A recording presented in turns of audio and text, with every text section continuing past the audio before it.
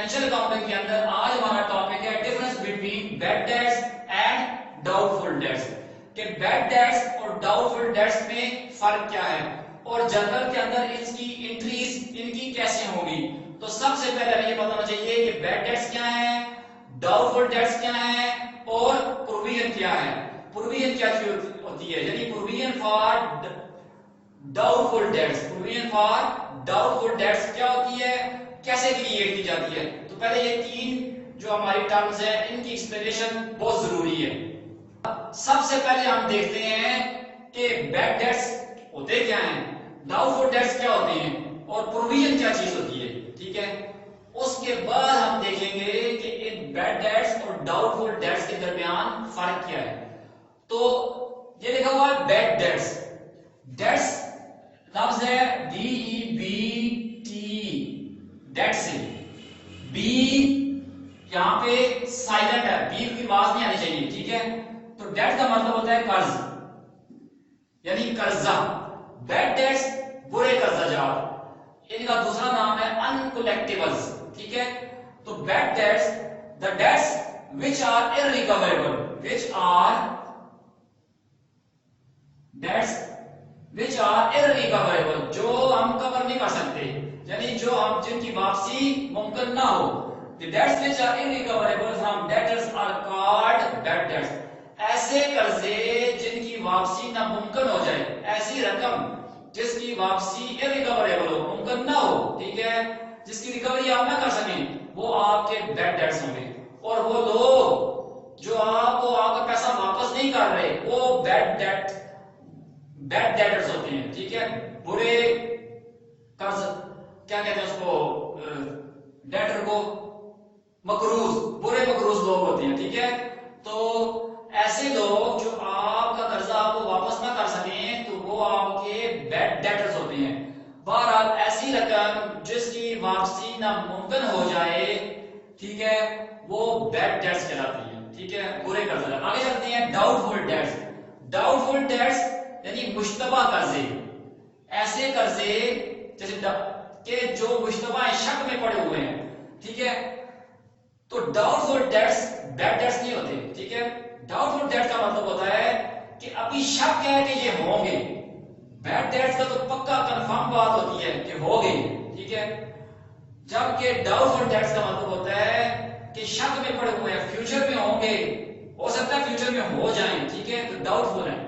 The debts the recovery of which are uncertain, जिनकी recovery which are uncertain हो, जिनकी recovery गैर यकीनी हो, are known as doubtful debts, उन्हें हम मुश्तबा कर्जे कहते हैं। ठीक है, तो ऐसे कर्जे जिनकी रिकवरी अनसर्टन हो, गैर यकीनी हो, ठीक है, तो वो हमारे पास क्या होते हैं, डाउटफुल डेट्स होते हैं। हमें शक होता है कि पता नहीं यार ये कर्जा वापस आता है या नहीं, यानी बिजनेस को शक होता है, पता नहीं उस बंदे से अली को अमजद को हमने जो चीजें सेल दी हैं, पता नहीं वो पैसे वापस करता है या नहीं करता, तो शक में बाहर पड़ गई।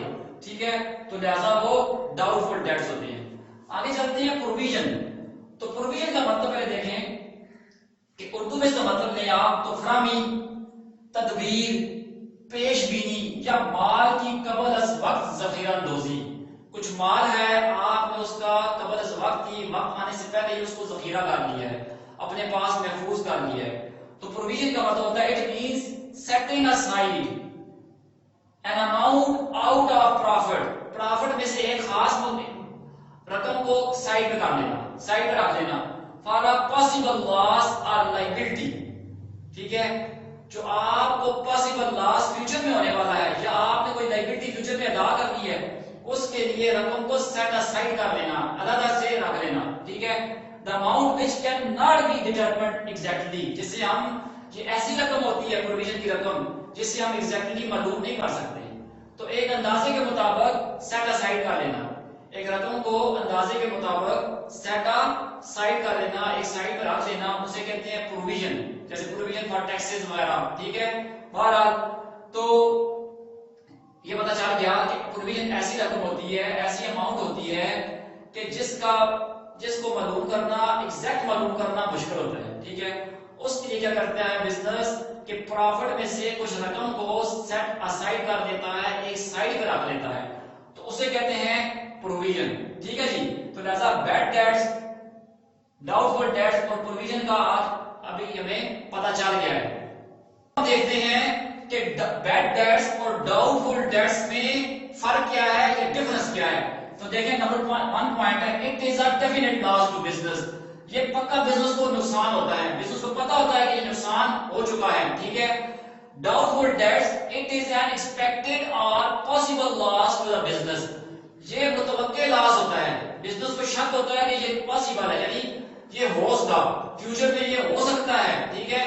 तो फ्यूचर के लिए एक्सपेक्टेड लॉस होता है, एक मुतवक्का होता है, बिजनेस मुतवक्का होता है कि ये उसे बिजनेस को फ्यूचर में ये लॉस होगा, यानी पॉसिबिलिटी होती है ये नुकसान होगा। डाउटफुल डेट में मतलब क्या है जी। Number 2, there is no possibility of recovery of bad debts.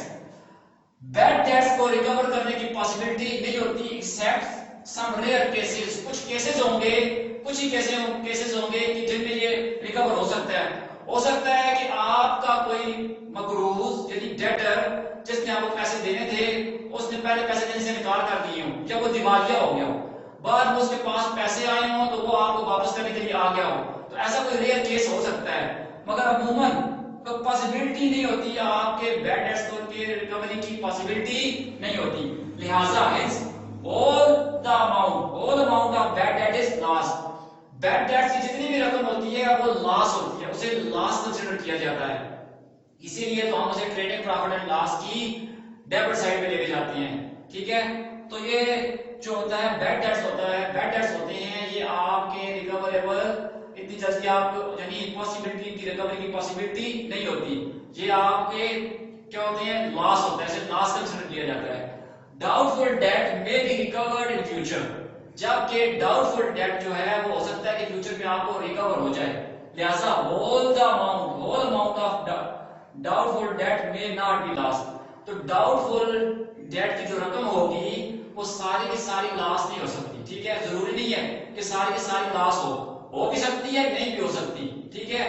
तो लिहाजा तमाम की तमाम रकम लॉस हो भी सकती है, नहीं भी हो सकती, उसमें से कुछ आधी हो सकती है, आधी नहीं हो सकती। तो लिहाजा ये क्या होता है आपके पास डाउटफुल डेट में बी रिकवर्ड इन फ्यूचर। तो इसकी फ्यूचर में रिकवरी आपके पास रिकवरेबल होता है। ठीक है। रिकवर हो सकता है। तो आगे चलते हैं। No provision is made against bad debts. Bad debts के अगेंस्ट किसी किस्म की प्रोविजन नहीं मेंटेन की जाएगी, नहीं बनाई जाएगी, प्रोविजन नहीं की जाएगी। Provision is necessary to made because it is an expected loss. जबकि डाउटफुल डेट की प्रोविजन बहुत जरूरी है, क्योंकि ये एक्सपेक्टेड लॉस होता है, पॉसिबल होता है कि ये नुकसान होने वाला है। ठीक है। अभी हम डिटेल से डिस्कस किया था कि डाउटफुल डेट्स, बैड डेट्स क्या होते हैं, डाउटफुल डेट्स क्या होते हैं, और प्रोविजन क्या चीज होती है। लिहाजा ये वो प्रोविजन है। नंबर 4 पॉइंट है आपका कि debtors account is close by crediting it with bad debt.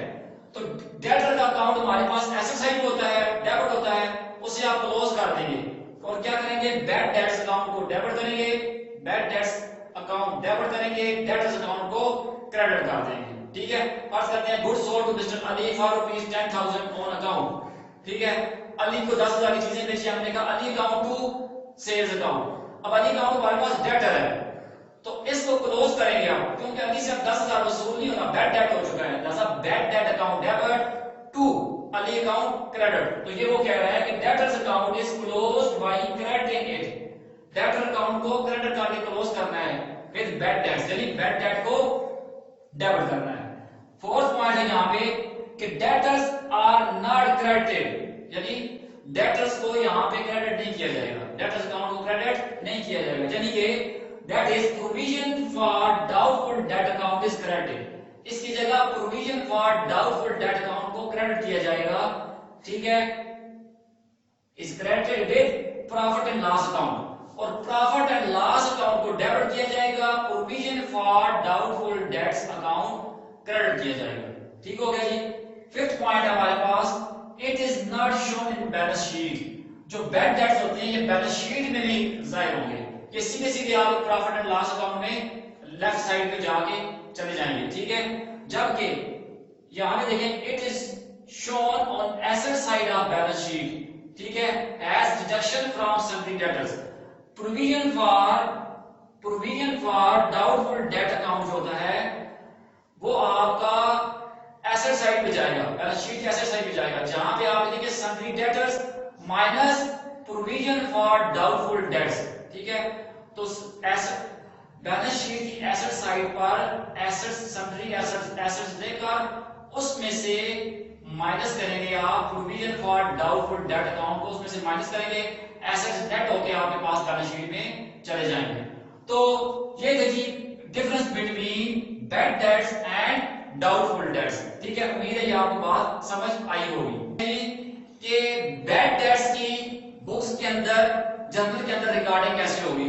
तो फर्ज करते हैं कि जनवरी 2011 है, ठीक है, जनवरी 1 है, तो सबसे पहले हम देखते हैं बैड डेट्स कैसे रिकॉर्ड करते हैं, ठीक है। जनवरी 1 को फर्ज करते हैं हमने अली को, हमारा डेटर है अली, तो हम फर्ज करते हैं अली को हमने सेल की है, ठीक है। Goods sold to mister Ali ₹10,000 on account. Mister Ali को हमने 10,000 रुपए की चीजें उधार पे बेची हैं, तो एंट्री करेंगे हम डेटर्स अकाउंट, यानी Ali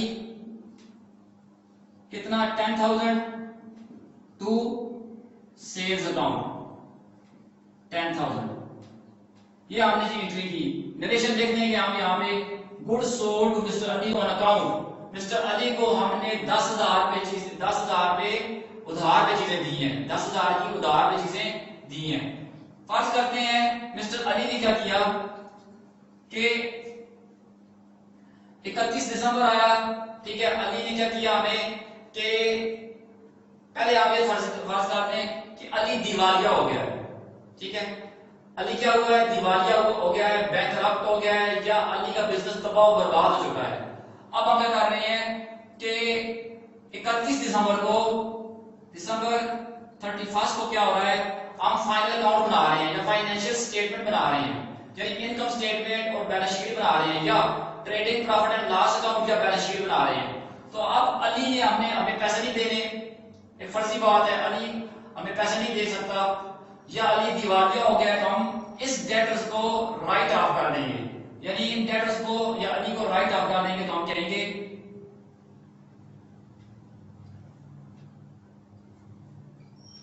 bad debts account 10,000 to debtors या अली अकाउंट,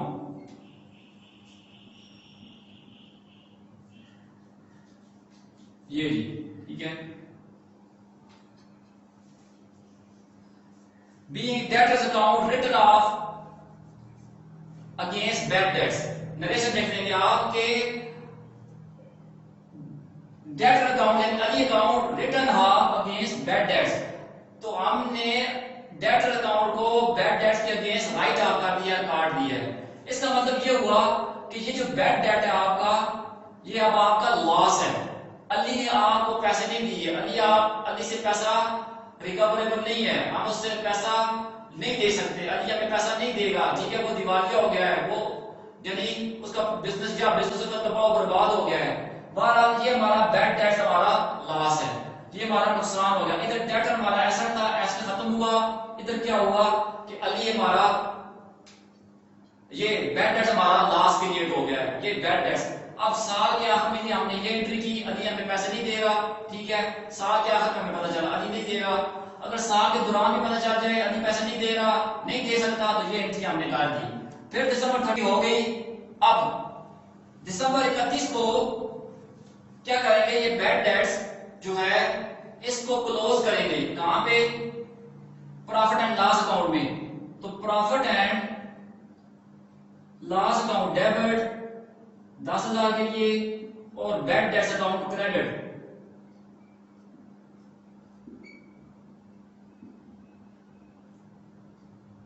तो निर्देशन में लिख लेंगे bad debts account transfer to profit and loss account. तो बैड डेट्स अकाउंट हमने प्रॉफिट एंड लॉस अकाउंट को ट्रांसफर कर दिया है। अब जब प्रॉफिट एंड लॉस अकाउंट बनाएंगे तो ये बैड डेट्स हमारा नुकसान है, तो ये प्रॉफिट एंड लॉस अकाउंट की डेबिट साइड पे चला जाएगा, ठीक है। यहां तक बात आपको समझ आ गई कि इसकी रिकॉर्डिंग कैसे होगी। अब एक और बात फर्ज करते हैं,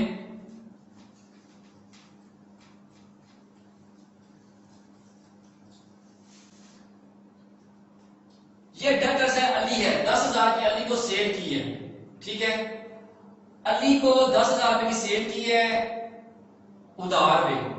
अब हमने ये फर्ज किया है दिसंबर 31 को 31 दिसंबर को हमने ये फर्ज कर लिया है कि अली से 5% अली से पैसे वसूल नहीं होने वाले, ठीक है। एक फर्जी बात है कि हमने तसव्वुर कर लिया कि ये जो डेटर अली है ये बाकी पैसे तो हो सकता है दे दे मगर 5% नहीं देगा। अब हमें शक पड़ गया है, हम एक्सपेक्टेड है, मुतवक्के है कि ये हमें पैसे नहीं देगा। तो अब हम क्या करेंगे कि प्रॉफिट एंड लॉस, यानी हम क्या करेंगे कि हम provision for doubtful dates create करेंगे, ठीक है। पहले केस में अभी जो हमने किया है उसमें तो पक्का ये बात पक्की कंफर्म हो गई थी कि वो पैसे नहीं देगा, वो नहीं दे सकता, तो हमने बैड डेट्स की एंट्री कर दी। अब क्या है, अब हमें शक है कि अली पैसे 5% नहीं देगा, तो इसका 5% कितना बनता है 10,000 इक्वल टू, ठीक है, ये तो ये 500 रुपए बनते हैं, ठीक है।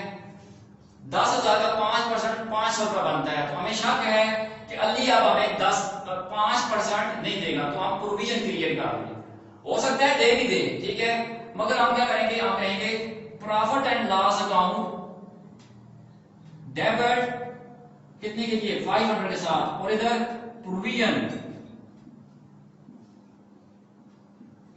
Provision for doubtful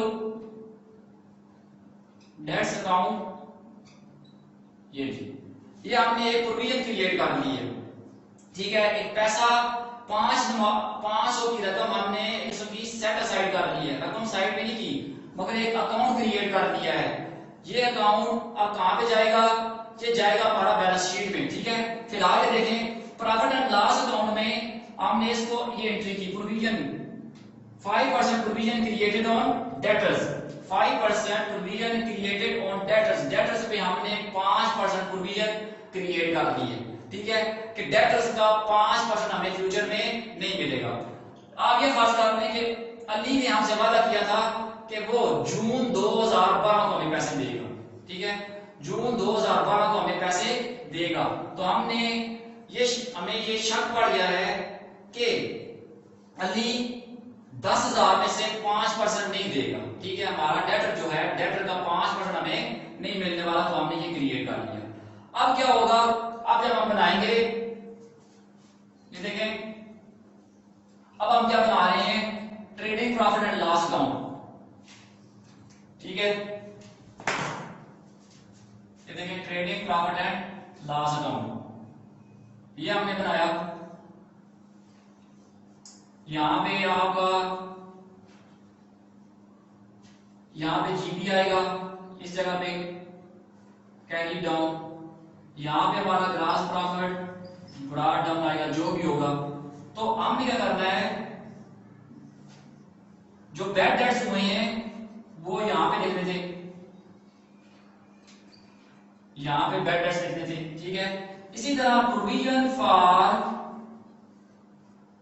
doubtful debts यहां पे लिखनी है आपने, ये जी। तो इसीलिए प्रॉफिट एंड लॉस अकाउंट को डेबिट किया है, तो प्रॉफिट एंड लॉस अकाउंट की ये डेबिट साइड है, क्रेडिट और ये डेबिट, ये trading profit and loss account है हमारे पास। ऊपर वाला हिस्सा ट्रेडिंग अकाउंट, नीचे वाला हिस्सा प्रॉफिट एंड लॉस अकाउंट। तो बैड डेट्स भी यहां पे लिखेंगे, प्रोविजन फॉर डाउटफुल डेट्स, ये बैड डेट्स पक्की बात है, ये हो चुके हैं, ठीक है, ये लॉस हो चुका है। ये प्रोविजन फॉर डाउटफुल डेट्स है, ये शक है कि होंगे, अभी बैड डेट्स हुए नहीं, ठीक है, शक है कि होंगे। तो शक है तो हमने फौरी तौर पे क्या किया, ये एंट्री कर ली है, क्योंकि हमारे पास एक प्रिंसिपल है, मैजिक प्रिंसिपल है अकाउंटिंग का, कि जिस साल का खर्चा हो उसी साल के, जिस साल का खर्चा हो, ठीक है, उसी साल के रेवेन्यू में से या इनकम में से उसे डिडक्ट करो, उसे माइनस करो। तो ये खर्चा, ये वाला खर्चा, ये वाला नुकसान जो है हमें अगले साल होगा, जब अली हमें पैसे देगा या नहीं देगा, यानी 10,000 जब हम उससे लेने जाएंगे तो हो सकता है वो 500 ना दे, तो वो हमने अभी से ही अंदाजा लगा लिया है, एस्टिमेट है हमारे पास कि वो नहीं देगा। तो ये खर्चा अब हम क्या करेंगे, सन 2011 की जो trading and profit and loss account बनाएंगे, 2011 का जो trading profit and loss account बनाएंगे उसमें लिखेंगे, ना कि सन 2012 की। ठीक है, क्यों? पैसे तो हम अली से लेने जाएंगे सन 2012 या वो हमें पैसे देने आएगा। ठीक है, तो सन 2012 का जो trading profit and loss account होगा उसको हम ये 500 रुपया चार्ज नहीं कर सकते। ठीक है, तो लिहाजा यहां पे ये 2011 के trading profit and loss account को हमने डेबिट करके प्रोविजन क्रिएट कर दी। यहां तक बात क्लियर हुई जी। अब क्या है साहब, ये प्रोविजन क्रिएट की हमने। ठीक है, अब ये देखें बैलेंस शीट बनाते हैं, फर्ज करते हैं। ठीक है, ये इसी को बैलेंस शीट में कन्वर्ट कर देते हैं। ठीक है, फर्ज करें ये हमारे पास बैलेंस शीट है। ठीक है, ये इसकी एसेट साइड है और ये लायबिलिटी साइड है। ठीक है, एक राशि बना रहा हूं, ये बैलेंस शीट है। ठीक है, तो यहां पे हम ये प्रोविजन फॉर डाउटफुल डेट्स जो है यहां पे आप लिखेंगे डेटर्स, यानी अली कह रहे ब्रैकेट में। ठीक है, तो कितने के? 10,000 के। तो लेस करेंगे यहां से प्रोविजन फॉर डाउटफुल डेट्स कितनी? 500। तो ये एसेट डेटर्स आपके पास नेट हो गया बैलेंस शीट में 9,500 में चले जाएंगे। कहने का मकसद ये है कि जब 2011 को हम बैलेंस शीट बनाएंगे तो डेटर्स अकाउंट 10,000 के साथ लिखेंगे और लेस कर देंगे प्रोविजन फॉर डाउटफुल डेट्स 500। तो हमारे पास 2011 की बैलेंस शीट में 9,500 के हमारे पास डेटर्स नेट होके आ जाएंगे। ठीक है, अब जब हम 2012 की जनवरी को ट्रायल बैलेंस बनाएंगे, हमारे पास जो ट्रायल बैलेंस होगा उसमें क्या होगा, एसेट साइड के ऊपर। ठीक है, डेबिट्स यानी एसेट साइड, एसेट जो होंगे यानी डेबिट्स जो होंगे वो एसेट साइड पे डेबिट वाले कॉलम में, ट्रायल बैलेंस के डेबिट वाले कॉलम में एसेट्स आपको यानी डेटर्स आपको पूरे 10,000 के नजर आएंगे, 10,000 ही रहेंगे। और provision for doubtful dates credit वाले कॉलम में आपको 500 रुपए नजर आएंगे। ठीक है, तो ये जब साल स्टार्ट होगा तो फिर डेटर्स को 10,000 रुपए और प्रोविजन फॉर डाउटफुल डेट्स को 500 रुपए हम क्रेडिट वाले कॉलम में ट्रायल बैलेंस के ले जाएंगे। तो ट्रायल बैलेंस के डेबिट के 10,000 के डेटर्स और क्रेडिट वाले कॉलम में 500 का प्रोविजन फॉर डाउटफुल डेट नजर आएगा। ठीक है, क्योंकि नुकसान अभी हुआ तो नहीं ना। अब क्या है, फर्ज करते हैं कि सन क्या हुआ कि सन 2012 को ये था 11, ये है जनवरी 1, ये है दिसंबर 31। अब से फर्जी बातें हैं। ठीक है, फर्ज करते हैं कि दिसंबर जून 2012 को अली ने हमें कितने पैसे दे दिए? 9,800 रुपए दे दिया। अली ने क्या किया? 9,800 रुपए हमें दे दिया। मैं कर ले लेता हूं, यहां पे कर लेते हैं 2012 जून, प्लीज फर्ज करें जून 30 को ही कह लें। ठीक है, हमारे पास कैश आई है, कितनी दी है उसने हमें? 9,800 रुपया कैश अली ने दी हमें। ठीक है, और उसने कहा भाई दो बस यही है और कुछ भी नहीं है मेरे पास। ठीक है, बाकी मैं जो है गरीब हो गया हूं, मेरा बिजनेस तबाह हो गया है या कुछ भी हो गया उसको। ठीक है, हमें 9,800 मिला, 200 रुपया हमें नहीं मिला। ठीक है, इधर हमारे पास डेटर था अली 10,000 के लिए, तो डेटर को आप खत्म कर देंगे। डेटर्स अली कितने के लिए? 10,000 के लिए खत्म कर देंगे बुक से, और बाकी डिफरेंस हम बैड डेट्स पे ले जाएंगे 200। ये amount receive and 200 charge to bad debts account. अब 200 रुपया डेट्स अकाउंट में चला गया है। ठीक है, इधर हमने क्या किया था 2011 को कि प्रॉफिट एंड लॉस में से 500 काटे थे कि बैड डेट्स होंगे।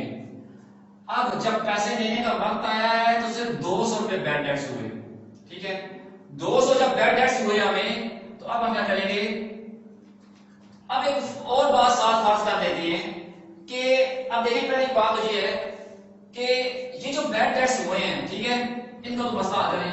फर्ज करते हैं दिसंबर 31 आ गया है, ये बैड डेट्स हुए 200 रुपए के। ठीक है, इनको खत्म करें तो हम कहेंगे ये वाला प्रोविजन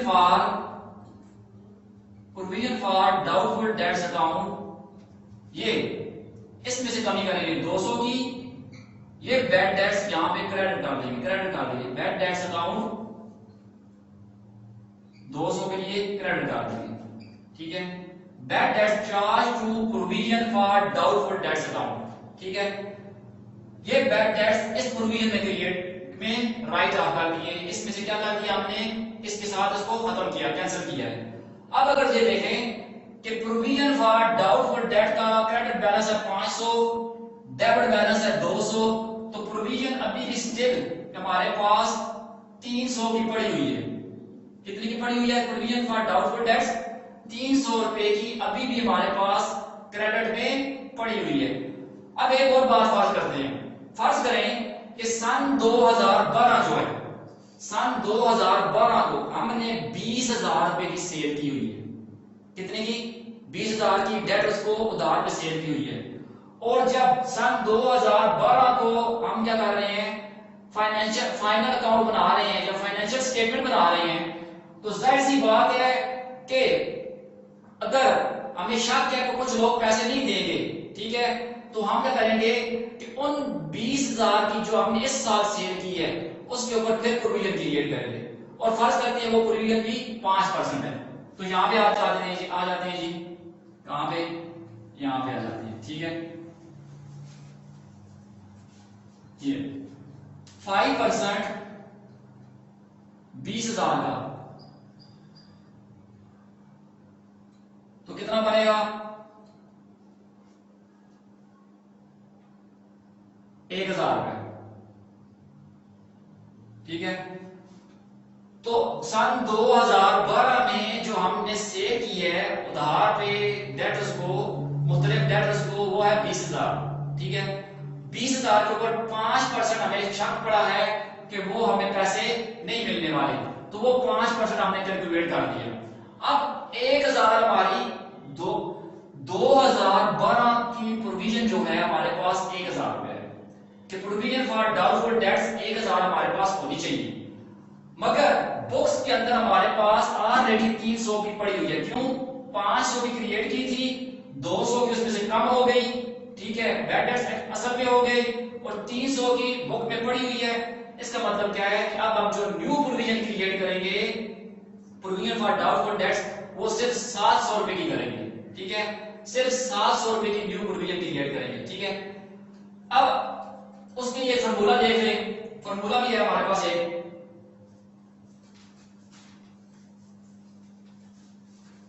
देखें फॉर्मूला क्या है जी। हम कहते हैं amount to be shown in debit और credit side of profit and loss account के प्रॉफिट एंड लॉस अकाउंट की डेबिट या क्रेडिट साइड पे जो अमाउंट शो होनी है वो कैसे कैलकुलेट करेंगे? हम कहेंगे न्यू प्रोविजन, ठीक है, वो हमारे पास अभी आई है, ये आ गई है जी 1,000। ऐड करेंगे हम इसके अंदर bad debts given in trial balance. अब देखिए bad debts given in trial balance बनाएंगे तो ये 200 के बैड डेट्स हमें यहाँ पे लिखने हैं, ठीक है। तो ट्रायल बैलेंस जब बनाएंगे तो 200 के बैड डेट्स ये वाले ट्रायल बैलेंस में नजर आ रहे होंगे आपको, ठीक है। फिर जी ऐड बैड डेट्स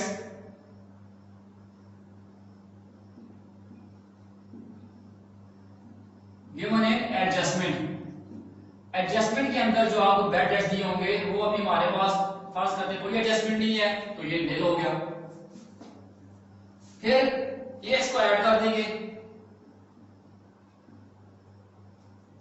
तो ये आ गया 1200, लेस कर देंगे इसमें से ओल्ड प्रोविजन। ओल्ड प्रोविजन हमारे पास कितनी थी इस केस के अंदर, वो 1000 रुपया हमारे पास थी, वो 500 रुपए थी, ठीक है। ओल्ड प्रोविजन जो हमने क्रिएट की थी, तो ओल्ड प्रोविजन तो ये आपके पास आ गया 700 आपके पास प्लस अमाउंट है, ठीक है। Amount B shown in debit अगर प्लस होगी तो आपके प्रॉफिट एंड लॉस की डेबिट साइड पे जाएगी, debit side of profit and loss account. अगर ये वाली अमाउंट नेगेटिव होगी तो फिर क्रेडिट साइड पे जाएगी, ठीक है। नेगेटिव होगी तो क्रेडिट साइड पे जाएगी, credit side of profit and loss account. तो ऑब्वियसली ये भी हो सकता है कि यहाँ पे प्रोविजन ज्यादा हो, ओल्ड प्रोविजन ज्यादा हो, तो ओल्ड प्रोविजन ये माइनस करके तो आपके पास यानी माइनस में जब आंसर आएगा तो ये प्रॉफिट एंड लॉस अकाउंट की क्रेडिट साइड में जाएगी, यानी ये आपकी इनकम शो करेगी। पिछले साल आपने बहुत ज्यादा प्रॉफिट में से बहुत ज्यादा आपने बैड डेट्स काट लिए थे, इस साल के यानी नए साल के 2012 के काट कर भी आपके पास कुछ पैसे बच रहे हैं, तो वो वाली रकम अगर माइनस यानी ये वाली रकम प्लस होगी तो प्रॉफिट एंड लॉस अकाउंट की डेबिट साइड में जाएगी, ये वाली रकम अगर माइनस होगी तो प्रॉफिट एंड लॉस अकाउंट की क्रेडिट साइड में जाएगी। तो ये 700 रुपया आपने क्या करना है, new profit and loss account की डेबिट साइड में लेके जाना है। और जो न्यू प्रोविजन के लिए जो एंट्री करनी है आपने न्यू प्रोविजन के लिए वो भी यही होगी, दिसंबर 31 को profit and loss account debit to provision for doubtful debts account credit कितना 700। वो इसलिए कि ऑलरेडी बुक्स के अंदर आपके पास 500 थी, 200 की ये गई, 300 की बुक्स में पड़ी हुई है, और न्यू प्रोविजन आपने जो क्रिएट की है वो कितनी की है 700 रुपए की क्रिएट कर दी है, ठीक है। तो टोटल प्रोविजन जो आपके पास 1000 बन जाएगी। न्यू प्रोविजन बनती 1000 है, क्रिएट आपने कितनी करके तो 700 आपने क्रिएट करके 1000 पूरी करनी है। अब बैलेंस शीट के अंदर आप डेटर में से ये जो 20000 के डेटर्स हैं इसमें से बैलेंस शीट में एसेट साइड पे 20000 के डेटर्स लिखेंगे, इसमें से लेस करेंगे आप न्यू प्रोविजन यानी 1000 का लेस करेंगे, ठीक है। तो आपके पास ये ना हो कि आप ये वाली प्रोविजन लेस करते फिर नहीं, टोटल लेस करनी है आपने 1000 में यानी न्यू प्रोविजन लेस करनी है। हाँ, अगर बैड डेट्स एडजस्टमेंट के अंदर कोई बैड डेट्स दिए हुए हैं तो वो भी हम इसमें से लेस करेंगे। एडजस्टमेंट के अंदर ना कि ट्रायल बैलेंस वाले नहीं, एडजस्टमेंट के अंदर अगर कोई बैड डेट्स दिए हुए हैं तो फर्दर हम उसमें से इसमें से वो भी लेस करेंगे, ठीक है। उम्मीद है कि आपको बैड डेट्स डाउटफुल डेट्स के दरमियान जो फर्क है वो पता चल गया होगा। साथ प्रोविजन फॉर डाउटफुल डेट्स जो होती है क्रिएट करने का तरीका पता चल गया होगा, और उसकी ट्रीटमेंट कैसे होती है वो भी आपको पता चल गया होगा, उसकी रिकॉर्डिंग कैसे होती है और उसका कॉन्सेप्ट काफी हद तक आपको समझ आ गया होगा। और जो आप क्वेश्चन को 2-4 मरतबा आप इसको देखेंगे, ठीक है, तो इंशाल्लाह आपको मुकम्मल समझ आ जाएगी। थैंक यू जी, शुक्रिया।